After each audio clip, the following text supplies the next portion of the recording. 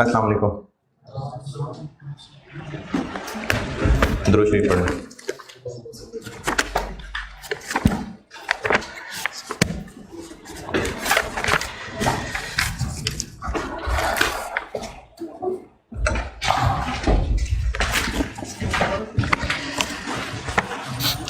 अच्छा, कल IFRS 5 पे क्वेश्चन जो आपको उस वक्त कहा था मैंने कि अभी ज़बानी देख लें, तो जो कल आप लोगों की हालत थी,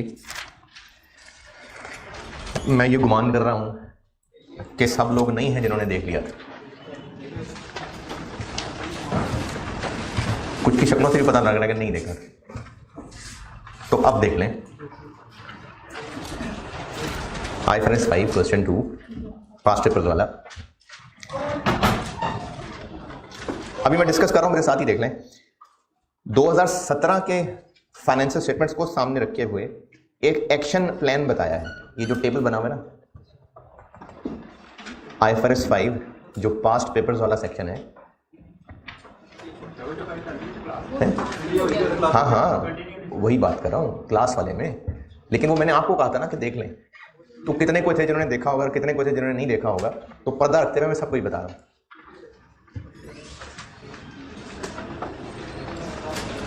तो 2017 के एतबार से एक एक्शन प्लान टेबल में बताया हुआ है। 3 डिवीजन्स हैं और इन तीनों डिवीजन्स के एतबार से अलग अलग सिनेरियो बनाए हुए हैं और उनके वो ट्रीटमेंट जो अकाउंटेंट को लग रहा था कि उसको करने चाहिए वो इस टेबल में लिखे हुए हैं। Based on the above information a recently appointed accountant suggested the following.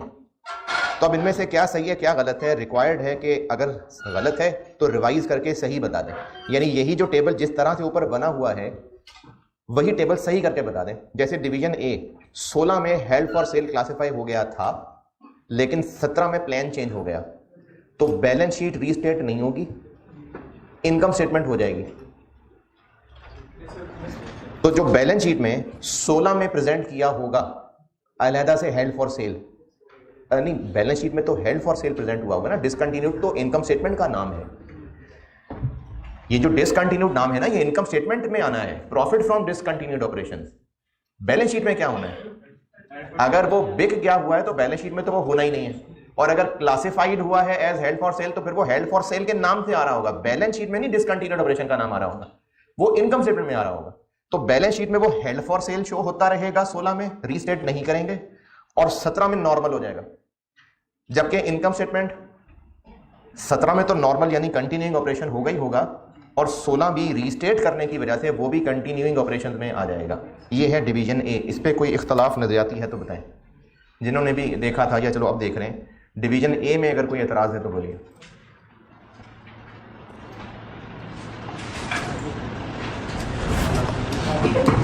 Division B 2016 में हेल्ड फॉर सेल हुआ था और 17 में वाकई सेल हो गया, तो 16 में डिसकंटिन्यूड इनकम स्टेटमेंट में प्रेजेंट होना चाहिए, हुआ भी होगा, और 17 में भी होना चाहिए।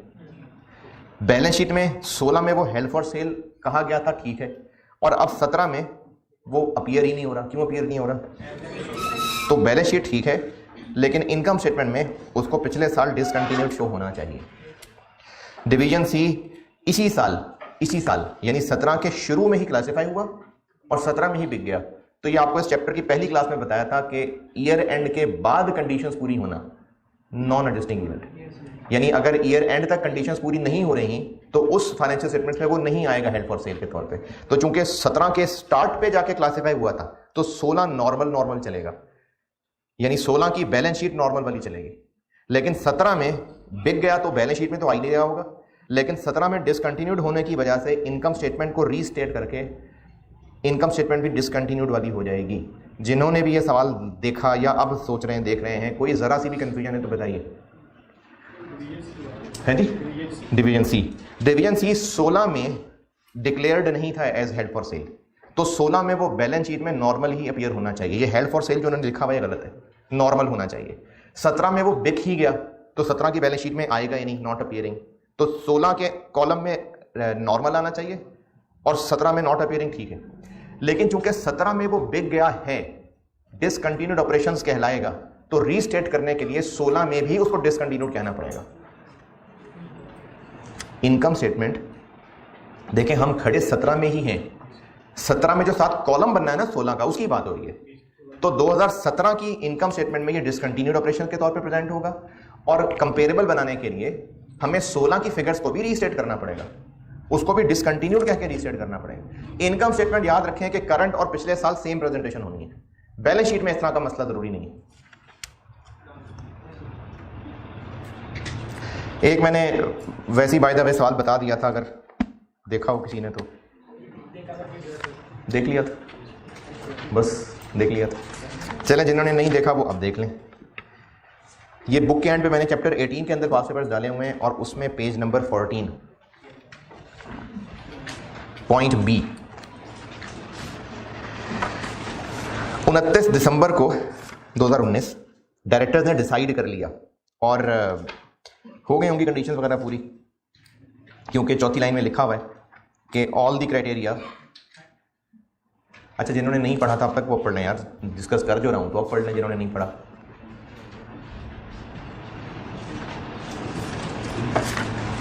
चैप्टर 18 पेज नंबर 14 क्वेश्चन दिसंबर 20 का पार्ट बी।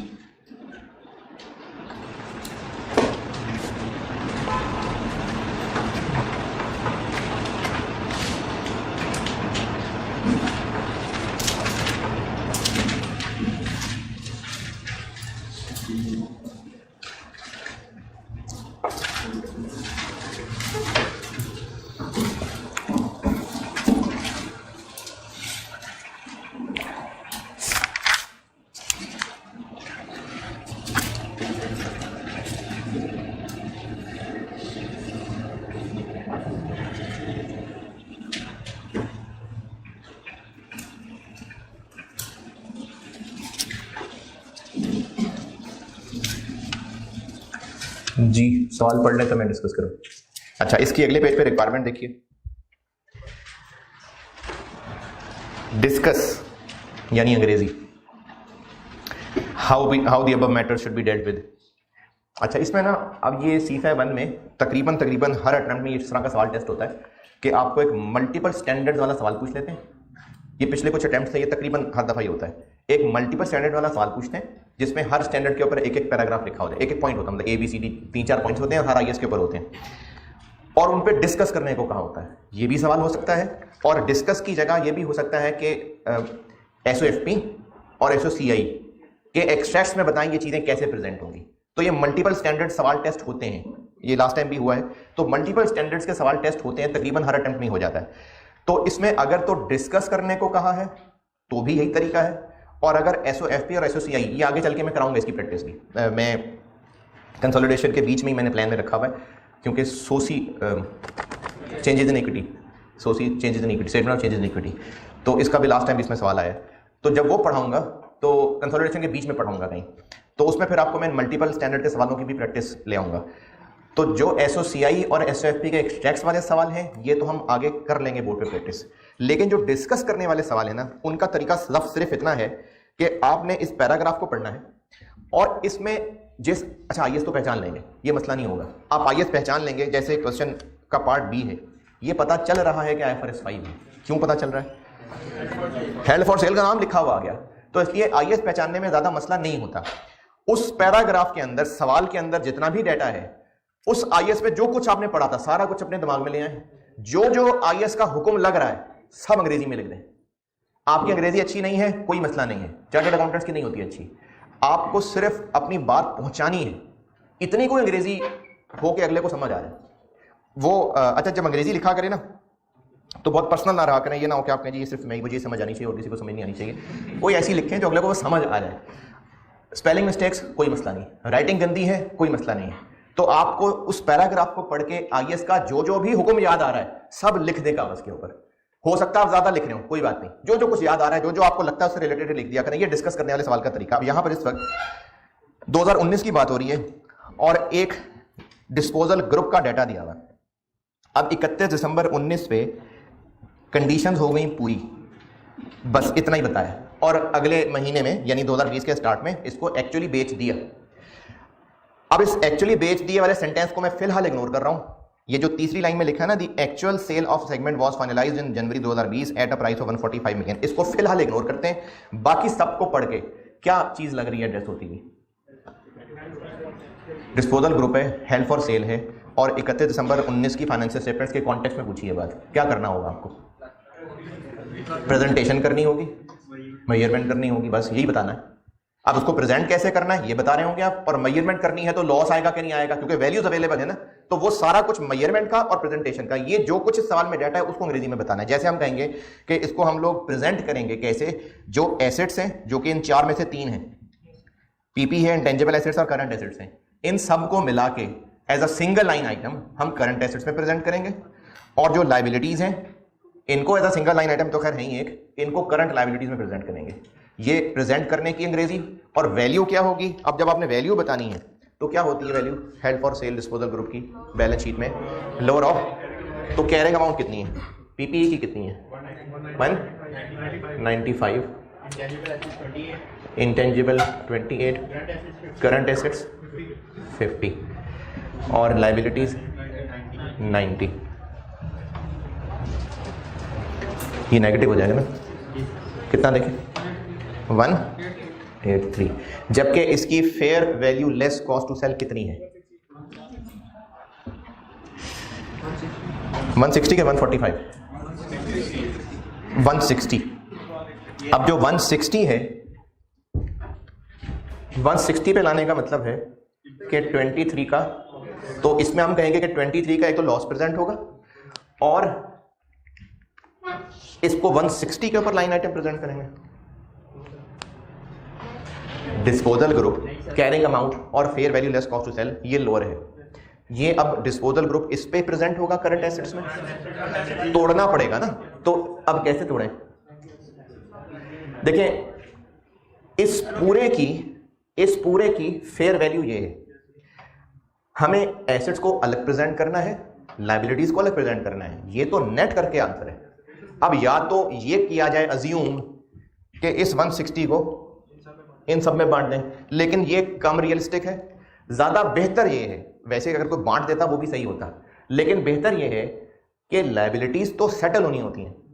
ज्यादा बेहतर ये है, तो जब हमने किसी को ये पूरी फैक्ट्री बेचनी थी तो उसने ये एसेट्स खरीद के इस लायबिलिटी को 90 देना था। ज्यादा बेहतर ये है कि इस 160 का स्ट्रक्चर बना हुआ है कुछ ऐसा कि वो 250 लगा रहे हैं इनका रेट, और 90 लायबिलिटी के काट के हम 160 देने को तैयार है। वो ये जो 160 बना हुआ है ना, ये यकीनन ऐसे बना होगा कि वो अगर हमसे सिर्फ एसेट्स खरीदता तो यकीनन 250 के खरीदता। 250 मैंने इसको उल्टा चला के बनाया, वो यकीनन 250 के एसेट्स हमसे खरीदता, 90 साथ लायबिलिटी भी ले रहा है, तो उसके काट के हमें 160 देगा। तो अब 160 का ब्रेकअप हो गया ये, जिसमें से हम 250 को करंट एसेट्स में प्रेजेंट कर देंगे और 90 को करंट लायबिलिटी में प्रेजेंट कर देंगे। ये हो गई इसकी मेजरमेंट और प्रेजेंटेशन की डिस्कशन। इस पे बताइए एतराज है तो।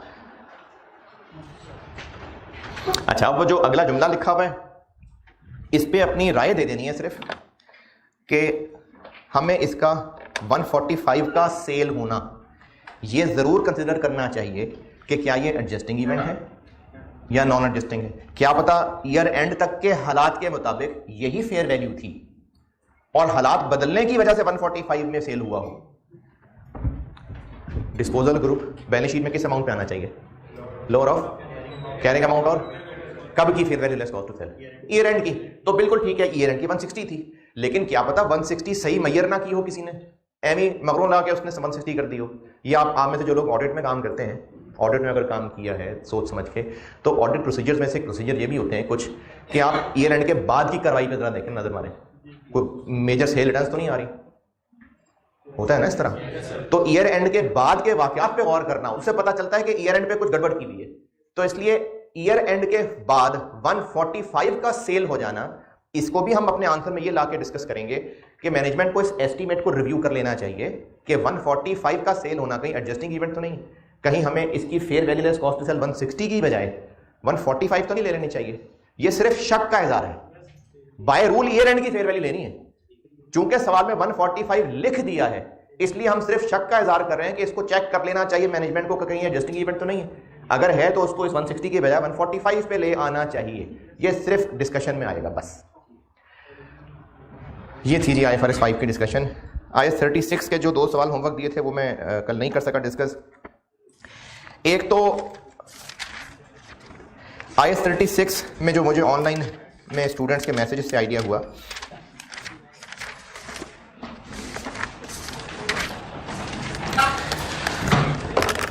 खास तौर पे जब मैंने दिसंबर 19 डिस्कस किया था,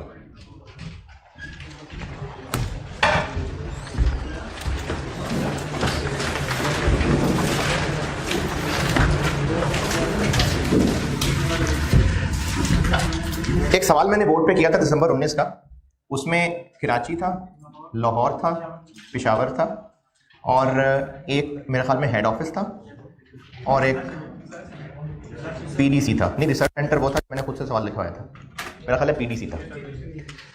इसमें ना पहले तो ये तीनों CGU अलग अलग थे जिनकी हमने अलग दिसंबर 19, जिसको भूलभाल किया वो सवाल खोल के देख लेना, दिसंबर 19 के दो पार्ट्स थे।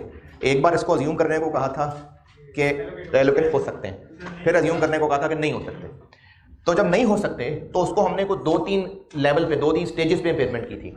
ये ऑनलाइन के सवालों में मुझे कुछ कंफ्यूजन फील हुई थी, मैं वो बता रहा हूँ। हो सकता है आप लोगों को भी मसला हो और जिसने सवाल नहीं पूछा था उनमें भी कुछ मसले वाले हो सकते हैं। मैं वो चीज़ डिस्कस कर रहा हूँ जिसमें ये कारपोरेट एसेट्स एलोकेट नहीं हो सकते। उसका तरीका होता है कि पहले अलग अलग CGU को देख लें कि वो इम्पेयर होने कि नहीं होने। तो उसमें मेरे ख्याल में एक हुआ था, कराची वाला हुआ था शायद, बाकी नहीं हुए थे। फिर उसके बाद अगला स्टेप क्या होता है, कारपोरेट एसेट्स को किसी CGU के साथ जोड़ें और ग्रुप ऑफ CGU बनाएं। तो उस सवाल में लिखा हुआ था कि PDC लाहौर और कराची को सपोर्ट कर रहे थे, तो हमने इनको मिला के एक ग्रुप ऑफ CGUs बना दिया था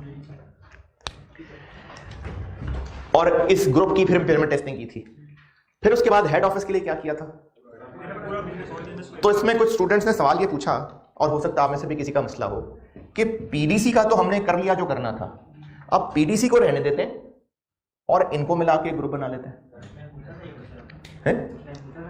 पूछा था, अच्छा चलो ठीक है, दोबारा बता देता हूं। तो मैंने जवाब दिया था कि मैं जवाब दे दिया था, जवाब दिया था कि हेड ऑफिस को अब अलग से ले लें, PDC को छोड़ लें।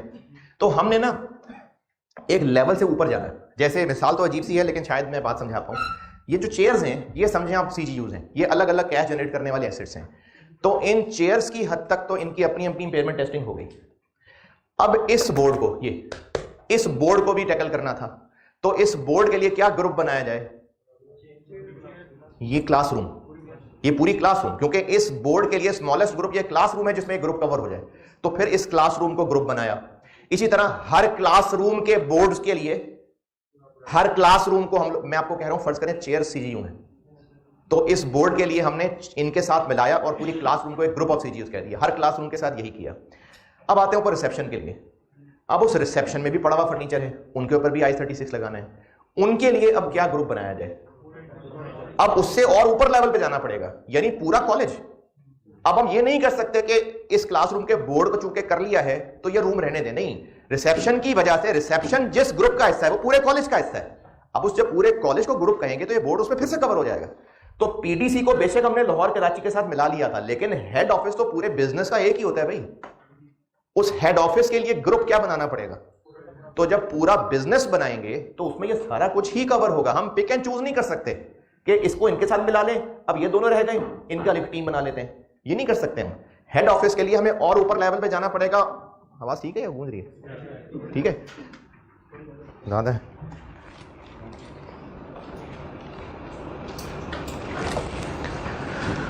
तो हेड ऑफिस बिजनेस में एक ही होता है। उस हेड ऑफिस के लिए ग्रुप बनाने के लिए हमें पूरे बिजनेस को CGU कहना पड़ेगा। जब पूरे बिजनेस को CGU कहेंगे तो फिर से PDC उसके अंदर कवर हो जाएगा।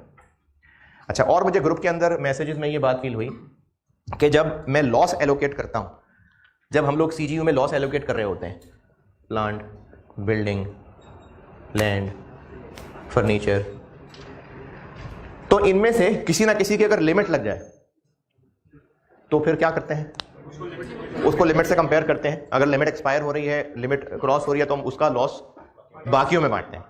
अब अगर आपको बिल्डिंग की लेट से fair value less cost to sell दी हुई है, कैरिंग अमाउंट थी 1000 और ये दी हुई है 950।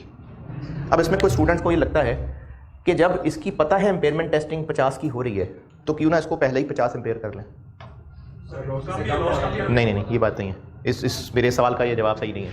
मैं दोबारा बोलता हूँ, जब नजर आ रहा है कि बिल्डिंग 50 की इम्पेयर है तो बिल्डिंग को कर लेना 50। कभी आपका दिल करता है सॉफ्टवेयर को कंपेयर कर लेते हैं, कभी दिल करता है बिल्डिंग को नहीं करते। अभी बताएं क्यों नहीं नजर आ रही?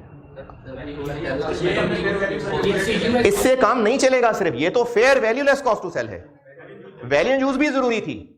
हाँ, अगर किसी एसेट की वैल्यू यूज भी दी होती, fair value less cost to sell भी दी होती, फिर जरूर हम इसको इंडिविजुअली इंपेयर कर लेते। ये सिर्फ fair value less cost to sell दी हुई है, अभी वैल्यू यूज नहीं है, काम नहीं चलेगा इससे। फिर मैंने सॉफ्टवेयर को सवाल में क्यों कर लिया था? क्योंकि ऐसा एसेट जिसको बस अब सिर्फ बेचना ही है, अब तो IFRS 5 भी पढ़ लिया यार, ऐसा एसेट जिसको बस सिर्फ बेचना ही है, उसकी fair value less cost to sell ही उसकी वैल्यू यूज होगी। क्योंकि वैल्यू यूज क्या होती है? फ्यूचर कैश फ्लोज की पीवी। अब उसके फ्यूचर कैश फ्लोज में रह ही क्या गया है? उसका बेचना, और अभी ही बेच देंगे तो उसकी पीवी भी वही होगी। तो वो एसेट जिसको बस बेचना ही होता है, उसकी fair value less cost to sell और वैल्यू यूज बराबर होती है। इसलिए उस सवाल में सॉफ्टवेयर को स्ट्रेट इंपेयर कर दिया था, जबकि अभी इस बिल्डिंग को हम नहीं कर सकते इंपेयर, वैल्यू यूज जरूरी थी साथ। अच्छा, और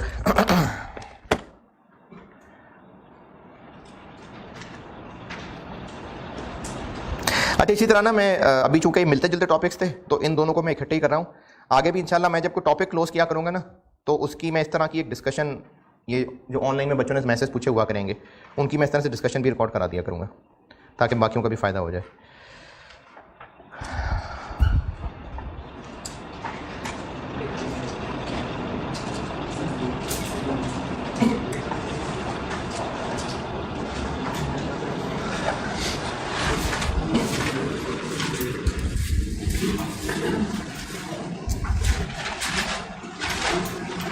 अच्छा, एक किसी ने पूछा हुआ था ग्रुप में कि डेप्रिसिएशन को वैल्यू यूज में क्यों नहीं ले रहे? तो वैल्यू यूज सारे कैश फ्लोज हैं, वैल्यू यूज सारे कैश फ्लोज हैं।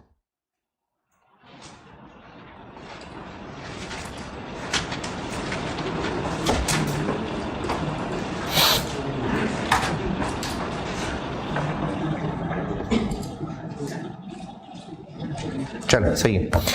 IAS 36 के एक सवाल मैंने दिया था पास्ट पेपर्स का, क्वेश्चन 1।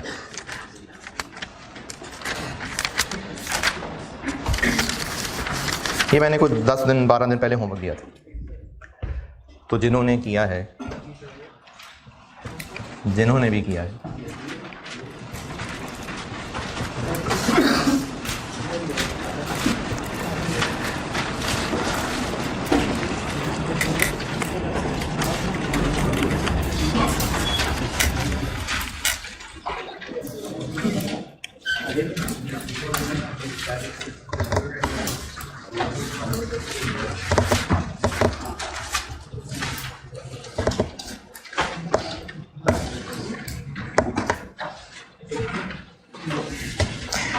अच्छा, जो लोग भी क्लास में बैठे हैं ना, अब आप क्लास का हिस्सा हैं, तो क्लास का हिस्सा बेटा अगर बने हैं ना, तो मेरे ऊपर एहसान समझ के मत बैठिए क्लास में, आप अपने लिए बैठे हैं। और अगर क्लास में बैठे हैं तो होमवर्क करना है, क्योंकि आप जब ऐसी मुंह उठा के बैठे रहते हैं ना, तो जो क्लास में बैठने के फायदे थे, आप उस क्लास का हिस्सा ही नहीं जब बन रहे, तो फिर वो फायदे नहीं मिलेंगे आपको। तो होमवर्क किया करें। मुझे पता है आप फर्म में बहुत बिजी लोग होते हैं, आपको इतना काम मिलता है, फर्म में इतना काम आपने करना होता है, और चूंकि पैदल जाते हैं अक्सर, बल्कि कुछ तो शायद कंधों पे बोरियां भी डाल के लेके जाते हैं, तो थक गए होते हैं बहुत ज़्यादा। तो चूंकि इतने आप थके हुए होते हैं, लेकिन फिर भी सीए आपने करना है, आपकी अपनी लाइफ के लिए ये ज़रूरी है जो आप कर रहे हैं, तो इसलिए होमवर्क किया करें। तो जिन लोगों ने भी होमवर्क किया है 36 क्वेश्चन नंबर 1, इसमें कैसे पता चल रहा है कि ये वो स्टेज 1, स्टेज 2, स्टेज 3 लगना है या क्या करना है? अच्छा, कोई मसला है किसी क्वेश्चन 1 में? जिन्होंने भी किया, किसी को कोई मसला नहीं? क्या मसला? हाँ, ये ऑनलाइन में भी ये मैसेज पे पूछा था जवाब, ये बाकी लोग भी सुनिए। ये जो वर्ड प्लांट लिखा हुआ है ना, प्लांट 1, प्लांट 2, इसको देख के कुछ लोगों को लगता है कि शायद ये बस एक प्लांट है। अगर वो एक प्लांट होता ना, तो फिर CGU क्यों कहते हैं उसको? ये प्लांट ऐसे ही है जैसे हम अमूमी एतबार से खुद भी, मतलब ये आपने कभी किसी क्लाइंट पे शायद इस चीज़ को ऑब्जर्व किया हो कि फलाने साहब जी वो आज नहीं, वो आज प्लांट पे गए हुए हैं। तो इस प्लांट पे गए हुए का मतलब ये नहीं कि प्लांट पे बैठ गए जाके, प्लांट पे गए हुए से क्या मुराद है? वो फैक्ट्री गए हुए, प्लांट कि जी कोक का प्लांट जो है वो इमरान खान में, तो प्लांट सिर्फ खाली प्लांट नहीं है, पूरी फैक्ट्री है। तो ये उस सेंस में प्लांट का वर्ड है। अब आपको कैसे पता कि वो सेंस है कि वो सेंस है? वही CGU है। सिर्फ एक एसेट थोड़ी है, ये सीजीयू है। तो ये सवाल क्वेश्चन नंबर 1 पढ़ के लगता है बाज़ औक़ात कि ये प्लांट है, बस एक एसेट है। तो ये प्लांट वैसे ही इसको प्यार से कहा हुआ है, असल में ये सीजीयू है और ये पूरी फैक्ट्री है। और इसलिए लिमिट का मसला यहां पर नहीं लगेगा, क्योंकि लिमिट वाला मसला एक एसेट में लगना होता है। तो इसलिए स्टेज 1 में इनकी इंपेयरमेंट टेस्टिंग तो होनी है, फिर स्टेज 2 पे भी दोबारा इंपेयरमेंट टेस्टिंग होनी है, फिर से लॉस चार्ज होना है। तो जो 3 कॉर्पोरेट एसेट्स में से बिल्डिंग और पेबेक्स था, इसके बारे में कहा हुआ था कि एलोकेट हो सकता है, और कंप्यूटर नेटवर्क के बारे में कहा था नहीं हो सकता। तो पहले हम उनको एलोकेट जो हो सकते हैं वो कर लेंगे, और फिर सीजीयूज की टेस्टिंग करने के बाद कंप्यूटर नेटवर्क के लिए बड़ा ग्रुप जो कि पूरा बिजनेस है, उसको फिर स्टेज 2 की इंपेयरमेंट करनी पड़ेगी। और आपने इस सवाल में कुछ पूछना है तो पूछो। क्वेश्चन नंबर 2, ये एक मुश्किल सवाल था इस लिहाज से कि इसमें बड़ी लंबी चौड़ी कैलकुलेशंस थी, और इसमें मैं आईकैप के सोल्यूशन से इख्तलाफ कर रहा हूँ, और उसमें उन्होंने लिमिट जो है ना वो पूरे सीजीयू पे लगाई हुई है, वो गलत है। लिमिट एसिड की होती है, तो उसमें आईकैप का सोल्यूशन गलत था, इसलिए मैंने ये अपना खुद बनाया हुआ है। इसमें करना क्या है, मैंने आपको शायद बताया था, मेरा ख्याल है कि corporate assets can be allocated या कैन नॉट बी एलोकेटेड। कुछ नहीं कहा तो बाय डिफॉल्ट ये कही थी बात के नहीं, ऑन कैमरा नहीं बताई थी। अच्छा, अगर कॉर्पोरेट एसेट्स सवाल में हैं और ये नहीं क्लियरली बताया कि कैन बी एलोकेटेड है कैन नॉट बी एलोकेटेड है, तो दे रहा है तो यूज ही करने होंगे, तो इसलिए by default can be allocated है। जैसे दिसंबर 19 में तो पार्ट ही 2 बना दिए थे, एक पार्ट था कि कैन बी एलोकेटेड, एक था can not be allocated. December 7 2 assets can be allocated थे, एक कैन नॉट भी था। दिसंबर 16 में कुछ नहीं बताया, तो फिर कैन बी एलोकेटेड। तो इसलिए इन सब को और इन सब के साथ गुडविल का भी सेम सलूक करना, क्योंकि गुडविल के साथ भी यही अंग्रेजी लिखी हुई है कि ये रीजनेबल बेसिस पे एलोकेट हो सकती है, तो एलोकेट करनी है। तो चारों के साथ सेम सलूक करना है, गुडविल के साथ भी, head office, building, computer network और इक्विपमेंट, इनको उसी रेशो में बांट देंगे। तो एक तो ये कि इन सबको सीजीयूज में बांट दिया। दूसरी बात कि बसेस अलग अलग पता है, तो चूंकि ये बसेस हैं और सब एक जैसी बसेस हैं, यानी एक एसेट, तो लिमिट लग रही है। Buses, number of buses, buses की तादाद भी बताई हुई है, और हर बस एक जैसी है, यानी एक बस एन एसेट, तो इसलिए लॉस बांटते हुए लिमिट लगेगी। इसी तरह head office, building, computer network, इनकी भी फेयर वैल्यूज बताई हुई हैं। तो ये हेड ऑफिस, बिल्डिंग, तो इनके ऊपर भी हम लिमिट लगा सकते हैं। अब इसमें 2 बातें हैं जो मसले आपको हो सकते हैं। एक तो ये कि बस की fair value less cost to sell कैसे निकाली वो भी बता देता हूं, और हेड ऑफिस और कंप्यूटर नेटवर्क इक्विपमेंट इनकी कैसे निकाली वो भी बता देता हूं। पहले बस बताता हूं। कॉमन सेंस की बात है, अगर एक एसेट बेचना है और डिफरेंट जगह से डिफरेंट रेट मिल रहे हैं तो बेस्ट ऑप्शन ही लेंगे ना। तो इसलिए आप इन तीनों शोरूम में से देखें तो जिसमें सबसे अच्छा रेट मिल रहा है वो शोरूम 1 है, इसलिए इसको लिया है fair value less cost to sell. ठीक है, बस की fair value less cost to sell, तीनों शोरूम्स के रेट दिए हुए, तो जो सबसे अच्छा वही होगा। अब ये आईएस में कहां लिखा है कि कौन सा, भाई अकल की बात है, तो जहां से अच्छा रेट मिलेगा वही लेंगे। तो शोरूम 1 का डाटा यूज करेंगे, शोरूम 2 और 3 छोड़ देंगे। फिर इसके अलावा दूसरा मसला इसमें हो सकता है मेरे ख्याल में, जो कॉर्पोरेट एसेट्स की फेयर वैल्यू दी हुई है। कंप्यूटर नेटवर्क बताता हूं, कंप्यूटर की बुक वैल्यू कितनी है, नेट बुक वैल्यू 55 और फेयर वैल्यू 40, ये इसी की फेयर वैल्यू है। जब हमने इसको 3 सीजीयूज में बांट दिया तो लॉजिकल बात है इसको भी तीनों सीजीयूज में बांट दें। और कैसे बांट दें, उसी प्रोपोर्शन में, जिस रेशो में 55 के टुकड़े किए हैं उसी रेशो में 46 के टुकड़े कर दें। इसके अलावा और कोई लॉजिकल हल नहीं है। तो इसलिए इस 46 के भी इसी, जिस तरह 55 के टुकड़े किए थे ना, एक में शायद 18 था, कोई 28 था, तो उसी तरह से 46 को भी तीनों टुकड़ों में तोड़ दिया ताकि हर सीजीयू के अंदर ये लिमिट के तौर पे इस्तेमाल हो सके। जैसे 55 कैरिंग अमाउंट है, इसको तीनों सीजीयूज में तोड़ा है, तो जिसकी ये कैरिंग अमाउंट है उसी की फेयर वैल्यू 46 है। तो जिस तरह से इसके टुकड़े किए हैं उसी रेशो में इसके भी टुकड़े कर लेते हैं ताकि हर सीजीयू में ये लिमिट के तौर पे यूज हो सके। ये 2 बातें थी इसमें मेरी तरफ से बताने वाली। अब आप जिन्होंने सवाल किया पूछें जो पूछना है इसमें। जी,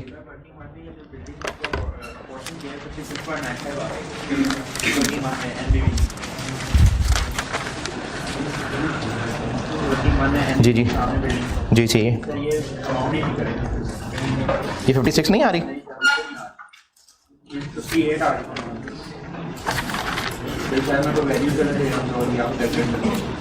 ये और भी नहीं आ रही किसी की। 57, 56.95।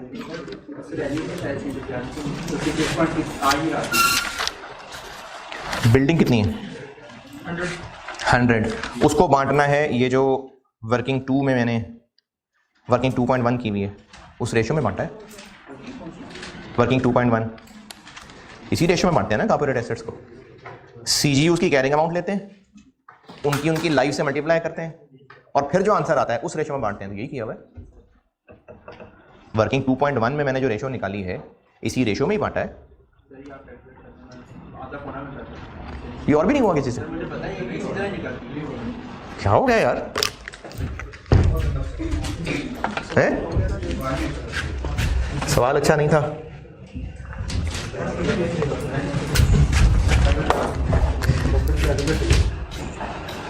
सीजीयू पहले सीजीयू की कैरिंग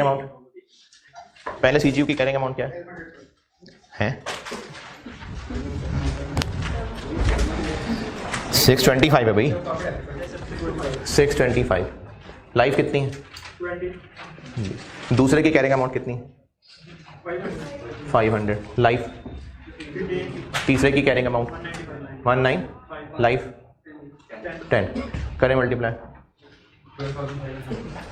वो आंसर ना बताएं, वो तो मैंने इसको सिंप्लीफाई कर दिया था। 12,500 ये 7,500 1950। इनका सम करें 21। अब बिल्डिंग को इस रेशो में बांटना है और मेरे ख्याल में इसी रेशो में ही बांटा है। तो बिल्डिंग की कैरिंग अमाउंट 100 है इंटू 12,500 डिवाइडेड बाय 21,950।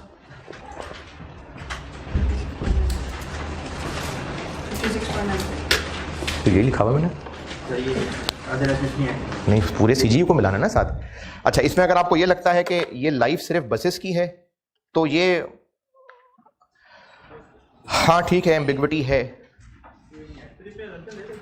क्या कि लाइफ सिर्फ बसेस की है। असल में जब सीजीयू होता है ना पूरा, जैसे ये जो क्वेश्चन 3 है सामने, इसी के सामने दिसंबर 19 वाला, इसमें आपको सीजीयूज दिए हैं कराची, लाहौर, पेशावर। तो ये लाइफ किसकी है? सीजीयू के सारे एसेट्स की ना एक एवरेज लाइफ निकाली होती है और यही कॉन्सेप्ट है। क्योंकि सीजीयू में बिल्डिंग होगी, उसकी पता नहीं कितनी लाइफ होगी, प्लांट की और होगी, फर्नीचर की और होगी, तो इसलिए एक एवरेज लाइफ बनाई गई होती है। वो कैसे एवरेज निकाली जाती है? वो भी एक्चुअली वैल्यू वेटेड एवरेज ही होती है। तो सारे सीजीयू के एसेट्स की एक एवरेज लाइफ है, तो इसलिए वो जो लाइफ उसने दी हुई है वो सिर्फ बसेस की नहीं होगी, पूरे सीजीयू की होगी। नहीं, लेकिन ये सारा टेबल सिर्फ बसेस का तो नहीं है। या तो सारा टेबल बसेस का होता तो फिर आप कहें कि वो बसेस की लाइफ। अरे भाई, वो अलग टेबल में इसलिए बताइए क्योंकि नीचे वालों को रुपीस कहना था, नीचे वालों को रुपीस कहना था ना, इसलिए वो 2 लाइनें ऊपर बना दी अलग, वरना टेबल तो सारा एक ही है। फॉलोइंग इन्फॉर्मेशन इज अवेलेबल, बस। तो वो फॉलोइंग इन्फॉर्मेशन सिर्फ बसेस की तो नहीं है, सारे सीजीयू की है। तो इसलिए लाइफ भी सीजीयू की दी हुई है, तो उनको साथ मिलाएंगे तो ये बनेगा। जी और पूछें, जो पूछना है इसमें बताएं।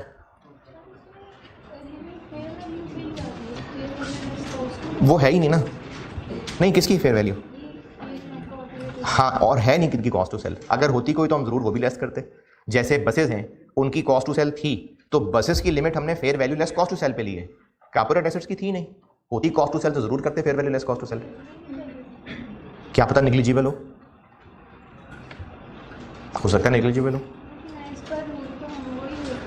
Fair value less cost to sell ना। तो सवाल में कॉस्ट टू सेल नहीं है, तो फेयर वैल्यू को भी इग्नोर करने से बेहतर है कि कॉस्ट टू सेल को इग्नोर करना है। जी, फर्स्ट इंपेयरमेंट टेस्ट, क्या ये corporate assets can not be allocated वाला सवाल है? कैन बी एलोकेटेड है ना, तो उसमें तो फर्स्ट सेकंड थर्ड कुछ नहीं है ना, उसमें तो एक ही इंपेयरमेंट टेस्ट है। किसकी? आप कौन से सवाल की बात कर रहे हैं? हाँ, इसी की बात हो रही है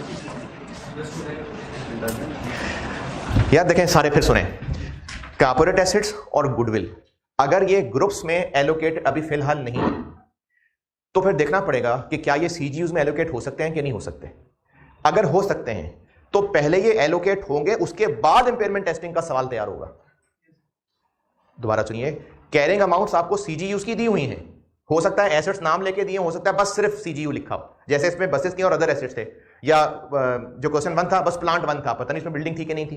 तो या तो आपको सीजीयू के एसेट्स तोड़ के दिए हो या बस सीजीयू लिखा हो। लेकिन corporate assets can be allocated हो, तो पहले आप उनको एलोकेट करेंगे, फिर जो सवाल बनेगा वो अब इंपेयरमेंट टेस्टिंग का सवाल है, उसमें कोई स्टेज 1 स्टेज 2 स्टेज 3 नहीं है। एक मिनट मैं ये बात दोहराना पूरी कर लूं ना। तो पहले ये बात फर्क क्लियर रखिए कि कॉर्पोरेट एसेट्स अगर एलोकेट नहीं हो सकते होंगे तो स्टेज 1 स्टेज 2 स्टेज 3 है, अगर कैन भी एलोकेटेड है तो फिर एक ही इंपेयरमेंट है बस कि उन सारे कॉर्पोरेट एसेट्स को सीजीयूज में बांट लें, सारे बट गए, अब उसके बाद सवाल सॉल्व करना है और बस एक ही गो में वो इंपेयरमेंट टेस्टिंग करनी है। लेकिन अगर corporate assets can not be allocated है, फिर स्टेप्स हैं, सबसे पहले इंडिविजुअल सीजीयूज की टेस्टिंग, फिर बड़े ग्रुप की टेस्टिंग, फिर और बड़े ग्रुप की टेस्टिंग, फिर स्टेजेस हैं। अब बोलिए आप।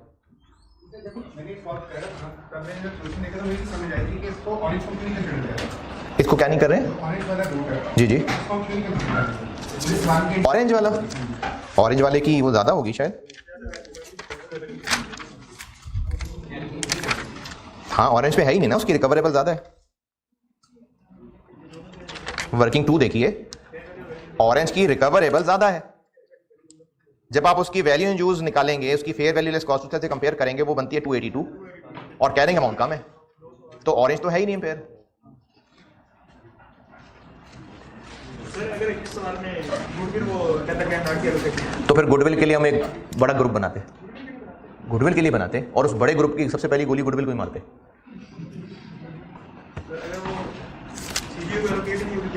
अगर नहीं हो सकती एलोकेट तो उसके लिए ग्रुप बनाना पड़ेगा ना, तो फिर पूरे बिजनेस को एक ग्रुप कहते, फिर उस ग्रुप की टेस्टिंग करते स्टेज 2, उसमें सबसे पहला शिकार गुडविल होती।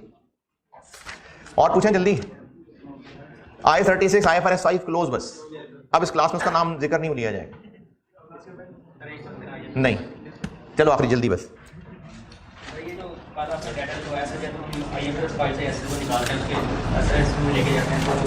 वो जो लॉस ऑफ उसकी वैल्यू ऑफ 27.4 हो गई, अगर हम सपोज करें तो वो वैल्यू 24 हो जाएगी। तो अगर 27 से कंपेयर कर रहे हैं तो लॉस आया 3 का, तो इस 3 को इम्पेयरमेंट लॉस के तौर पे ले जाएंगे या हम इस तरह करके वन डेप्रिसिएशन लॉस और डेप्रिसिएशन लॉस कुछ नहीं, इम्पेयरमेंट लॉस। डेप्रिसिएशन लॉस क्या होता है? डेप्रिसिएशन चार्ज करते हैं, उसकी वैल्यू 26 आती है। हमने इन दोनों में से कौन सी वैल्यू लेनी है? लोअर। आपने कैरिंग अमाउंट निकाली जो होती, और रिकवरेबल, आप कह रहे हैं रिकवरेबल 24 है, तो हम उसको 27 से 24 पे ले आते। अब वो जो 3 है वो इम्पेयरमेंट लॉस है। टेक्निकली तो एक का डिफरेंस तो डेप्रिसिएशन की वजह से आ रहा है। हमने 24 और 26 को कंपेयर किया, 24 लोअर आ गया, बस 24 पे ही उसको दोबारा पीपी में वेलकम करना है। अब जब वो 24 से डेबिट होगा तो जो एंट्री में डिफरेंस है वो इम्पेयरमेंट लॉस है। अब वो 24 पे एंटर हो गया, उसके बाद वो जाने और डेप्रिसिएशन जाने, उस एंट्री में नहीं डेप्रिसिएशन आने लगी, हम उसको पीपीआईएस में वेलकम कर रहे हैं 24 पे, उस वक्त नहीं कोई डेप्रिसिएशन की एडजस्टमेंट करेंगे। अब उसके बाद वो ऑनवर्ड 24 डेप्रिशिएट होगा रिमेनिंग लाइफ पे अगले साल। I36 में एक पॉइंट ये रह गया था, स्किप हो गया था, पेज नंबर 9 I36 चैप्टर में, I36 वाले चैप्टर में पेज नंबर 9।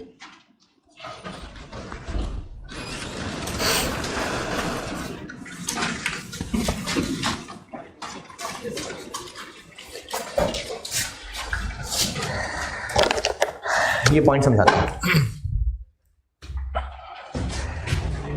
31 दिसंबर 20 पे एक बिल्डिंग की under construction, capital work in progress,